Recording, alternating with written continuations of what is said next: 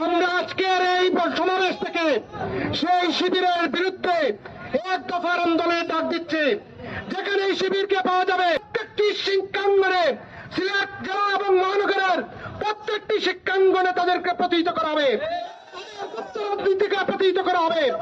বাংলাদেশের সবচেয়ে ঘৃণিত, বাংলাদেশের মানুষের কাছে ৭১, ৮৬-র বেঈমান, ৯০-এর বেঈমান এবং ২৪ পরবর্তী সময়ে যারা গুপ্ত রাজনীতি করছে, সেই গুপ্ত বাহিনীর বিরুদ্ধে, সেই গুপ্ত রাজনীতির বিরুদ্ধে আজকের আমাদের এই বিক্ষোভ কর্মসূচির সংগ্রামী সভাপতি, উপস্থিত সহযোদ্ধাবৃন্দ, বক্তব্যের প্রারম্ভে জানাই সবাইকে বিপ্লবী অভিনন্দন এবং আমার পক্ষ থেকে লাল সালাম।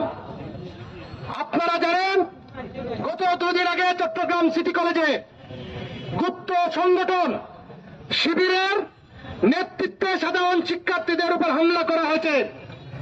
সাধারণ শিক্ষার্থীদের পাশে পক্ষে অবস্থান নেয় বাংলাদেশ জাতীয়তাবাদী ছাত্র দলের অনেক নেতৃবৃন্দকে আহত করা হয়েছে।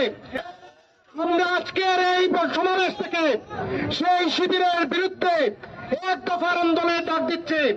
যেখানে এই শিবিরকে পাওয়া যাবে, তারা যদি তাদের গুপ্ত অবস্থান থেকে বেরিয়ে না আসে, গুপ্তভাবে তাদের রাজনীতি চালিয়ে যায়, প্রত্যেকটি শিক্ষাঙ্গনে, সিলেট জেলা এবং মহানগরের প্রত্যেকটি শিক্ষাঙ্গনে তাদেরকে প্রতিহিত করা হবে, রাজনীতিকে প্রতিহিত করা হবে।